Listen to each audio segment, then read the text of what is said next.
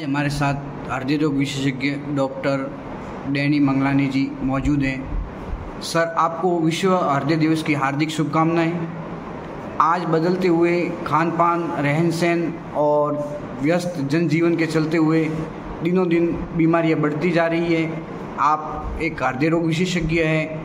हृदय रोग में कैसे लक्षण पाए जाते हैं और किस चीज़ से सावधान रहे, क्या खान पान ले, इस बारे में थोड़ा बताएं। नमस्कार, मैं डॉक्टर डैनी मंगलानी। आज 29 सितंबर को विश्व हृदय दिवस के लिए मनाया जाता है। आज भीनमार में हमने विश्व हृदय दिवस पे हृदय के लगभग 100 मरीजों का चेकअप किया।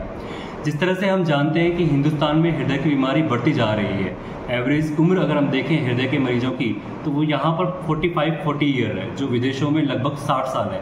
ऐसा क्यों हो रहा है? इसके बहुत सारे कारण हैं। सबसे पहला कारण युवाओं में बढ़ता हुआ स्मोकिंग, तंबाकू है। हम आजकल देखते हैं कि जो स्मोकिंग होता है वो एक फैशन की तरफ बन चला है।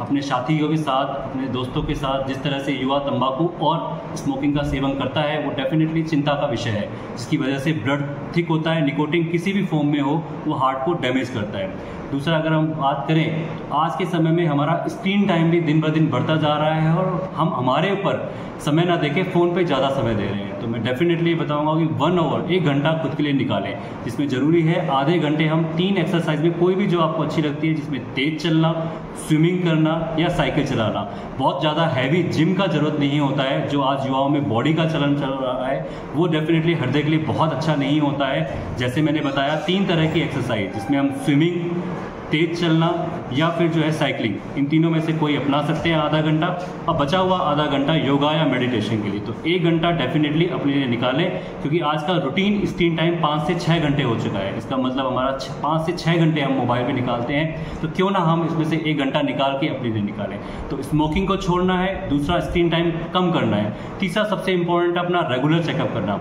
अगर हम देखते हैं डायबिटीज़ और हाइपरटेंशन, ये हार्ट के 2 बड़े दुश्मन माने जाते हैं, पर इसके बारे में साइलेंट किलर बोला जाता है, क्योंकि जब ये मरीज को होता है तो उसे कोई सिम्टम नहीं आते हैं। तो बहुत सारे मरीज ऐसे होते हैं जो बोलते हैं मेरा ब्लड प्रेशर 160-170 होता है, मुझे तो कोई तकलीफ नहीं होती है, मैं तो बैडमिंटन भी खेल सकता हूँ और मैं आराम से चल सकता हूँ, सब कुछ कर सकता हूँ। सेम शुगर वाले मरीजों के लिए 250-300 में भी उनको कोई लक्षण नहीं आते हैं, इसलिए कोई दवाई नहीं लेते हैं वो। लेकिन ये दोनों की दोनों साइलेंट किलर माने जाते हैं। अगर इनको कंट्रोल नहीं करते हैं तो हमारी हर तरह की धमनी को अफेक्ट करते हैं, चाहे वो हृदय की धमनी हो, किडनी की धमनी हो, ब्रेन की धमनी हो, बहुत सारे अंगों को अफेक्ट करता है। तो बहुत ज़रूरी है, अगर आपको ये 2 चीज़ें हैं तो इसको कंट्रोल करना बहुत इंपॉर्टेंट है। और रेगुलर अगर आपको ये नहीं है तो 40 के बाद एनुअली इसका चेकअप कराएं। बीपी शुगर का अगर आपको आता है, बीपी शुगर डायग्नोस होता है, तो इसको कंट्रोल करना बहुत ज़रूरी है।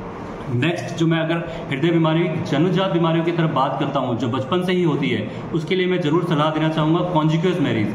थोड़ा सा किसी स्पेसिफिक अगर हम देखें तो किसी समाज में या हमारे जो कॉन्जुगस मैरिज होते हैं, मतलब क्लोज रिलेटिव्स में शादियाँ, उसकी जो है प्रवृत्ति थोड़ी कम रखें, क्योंकि उससे हेट्रोजाइगस जीन होमोजाइगस में बदल जाती है। इसका मतलब होता है कि जन्म की बीमारियाँ, विकृति के चांसेस बहुत बढ़ जाते हैं। तो कॉन्जुगस मैरिज, क्लोज रिलेटिव्स में शादियों को थोड़ा सा कम रखें। नेक्स्ट, अगर हम बात करते हैं हार्ट में सिम्टम्स के बारे में, तो हार्ट में सबसे इंपॉर्टेंट है रेट्रोस्टर्नल, छाती के बीचों बीच दर्द होना।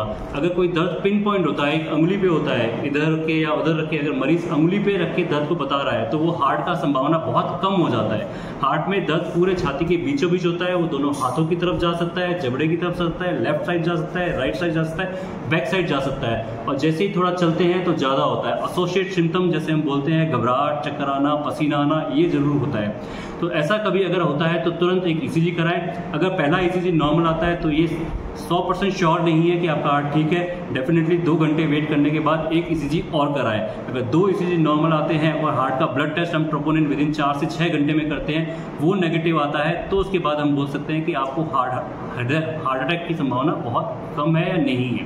तो डेफिनेटली अपने सिम्टम्स को डायग्नोज करें, अपने जो लक्षण है उसको पहचानें, अपने जो रिस्क फैक्टर है उसको दूर रखें और अपनी हेल्दी लाइफस्टाइल अपनाएं। Thank you. शुगर कंट्रोल रखना है।